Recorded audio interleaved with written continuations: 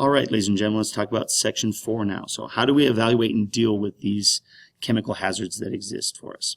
And so the first thing we do here is we pay attention to, well, we have to pay attention to lots of factors, but we need to understand toxicity a little bit. And toxicities can be tricky to figure out, but it's how harmful is the substance. So at what level does it cause injury or illness or death to people? That's what toxicity is. And we know toxicities for some things really well and not as well for other things. But when we're looking at that, there's a series of factors that will affect toxicity. The dose. So the dose is how much of the substance do you take in? Do you inhale, ingest, or absorb? So you could have high dosage or low dosage, and the level of dosage will affect toxicity. Frequency. How often do you have this stuff put in your system? Is it very infrequent or is it extremely frequent? And then how long are you exposed to it? Like if you take a pill, just because you take one pill, some are slow release, some are long release. So what kind of exposure rates are you getting to that particular thing? So there's, in addition to those kind of things, we also have to pay attention to some other factors that affect it. Your age. Depending on your age, you have different sensitivities to things. And so this picture is a good illustration of it. Any particular toxin, young people, there's a certain section of the population, it doesn't always have to be young people, that are extremely sensitive, very, very sensitive to it in low dosage or high doses. And the majority of the people can handle a specific amount of it, right? So there's some people that can take a lot of it, there's some people that can't take very much of it, but there's a range that the majority of people can fit into when it comes to taking in these toxins, and your age affects that. So there are times in your life where you're going to be more sensitive or less sensitive to something, where you have to have more of a dosage or less of a dosage. So being very young and very old has an increased risk of toxicity issues. Your genetic makeup also plays a huge factor. Some people are extremely sensitive to certain chemicals and other people aren't sensitive at all to them. And so the majority of people fit in the middle category, but there are other people that have very low tolerances and other people have very high tolerances, the ends of the spectrum. And then the last part of it is detoxification rates in the system. So for instance, livers and kidneys in your lungs, all of them detoxify, and they do it at different rates and in different ways.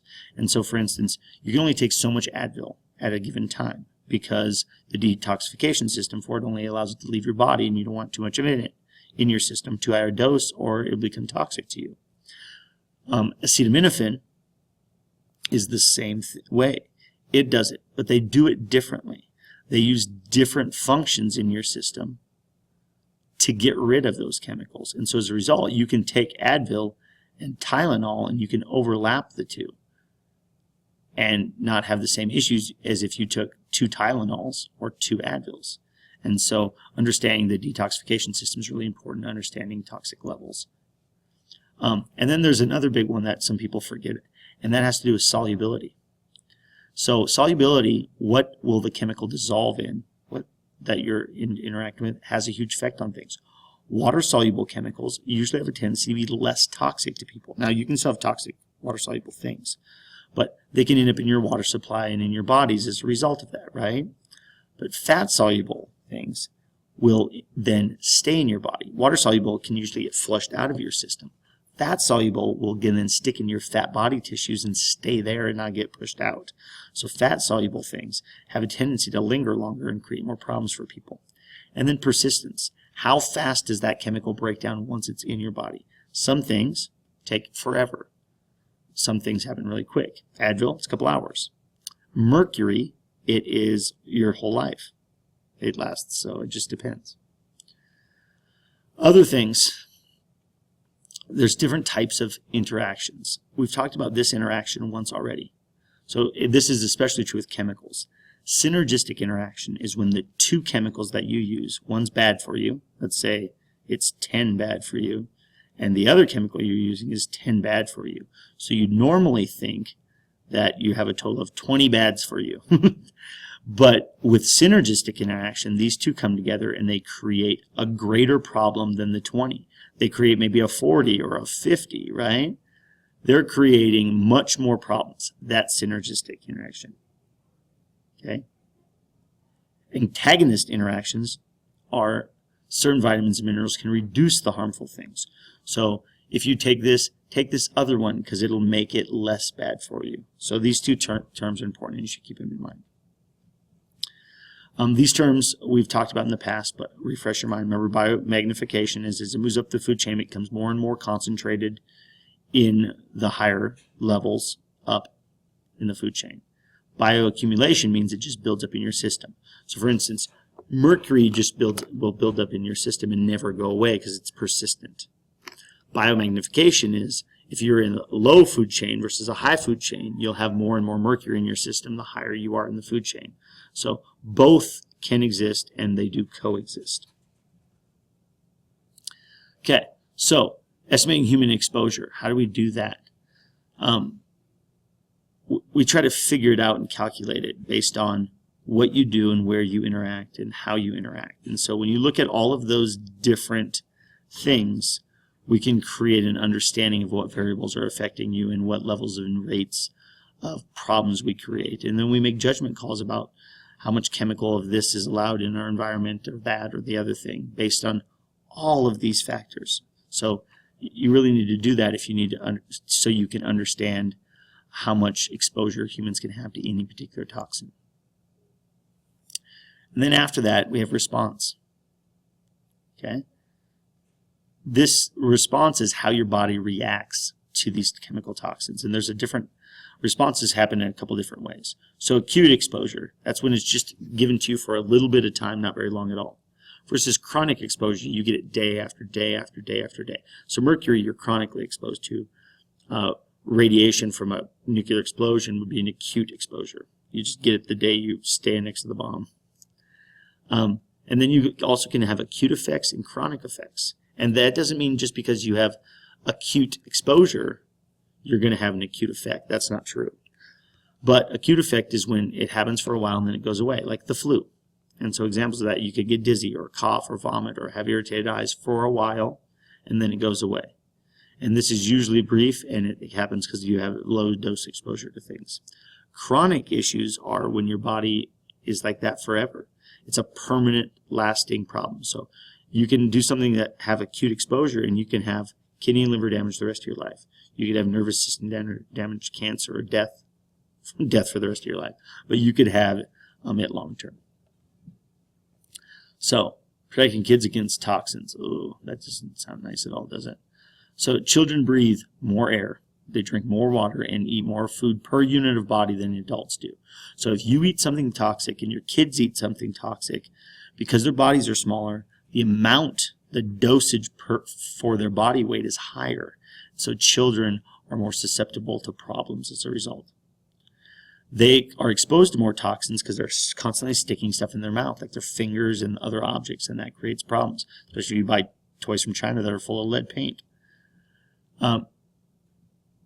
Children don't have as good immune systems, and they can't detoxify their bodies as efficiently as adults can.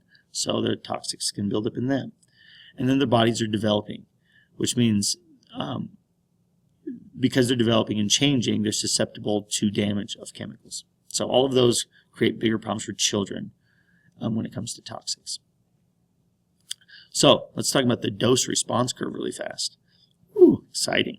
So the dose response curve, if we were going to plot on here dosage and then the percentage of creatures that are killed by something, what you get is you usually get not very many die at low dosage, and then you'll get this huge spike, exponential growth, and then it fades back off. So here at the end, you can get exposed to tons and tons of dosage-wise, and there's some people that just aren't going to die from it. They're really resistant to it. So we look at this dose response curve for pretty much every toxin. This kind of exists, okay? Now, there can be low dosages or high dosages. That can vary, but it's pretty much consistent. And we look at it in rats and mice. And we created these terms, LD50 and LC50, that talk about this. LD50 is the lethal dose for 50% of the pop. So right here, if you go to 50% of the creatures, the mice and rats, die if they're given that much dosage. And then median lethal concentration is when the concentration of the chemical kills 50% of the animals tested. So both of these terms come in handy, and we'll talk about them more in the coming week. So why do we know so little about chemicals? Well, we don't know as much as we should. So under existing laws, most chemicals are considered innocent until proven guilty, which means they're fine and you can use them in products and everything until somebody tests them. So estimating their toxicity is difficult, expensive, and uncertain, and so we have to test them all, and they take thorough testing and investigation.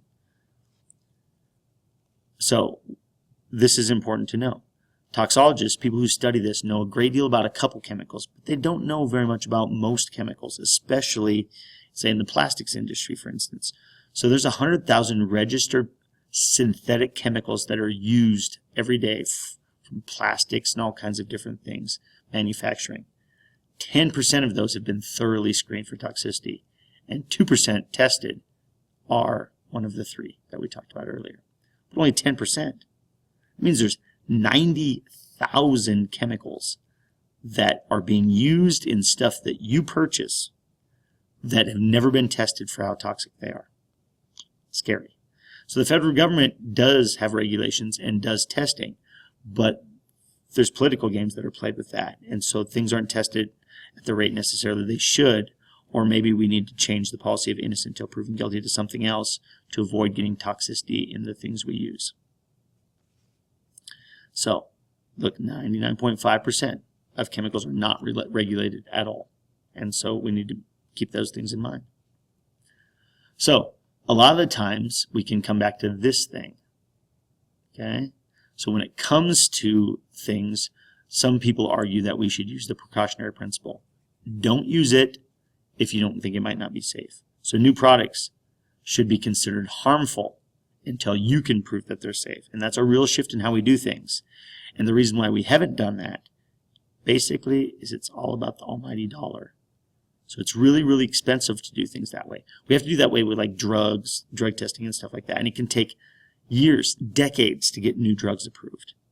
But with chemicals that go into your, to go into your car windshield or your seats in your car, whatever it may be, it requires none of that. And so it's cheaper to build your car. And so that's a good thing, other than it might be off-gassing in the summer, and you might be breathing it in. So that's it for now. Come back and we'll talk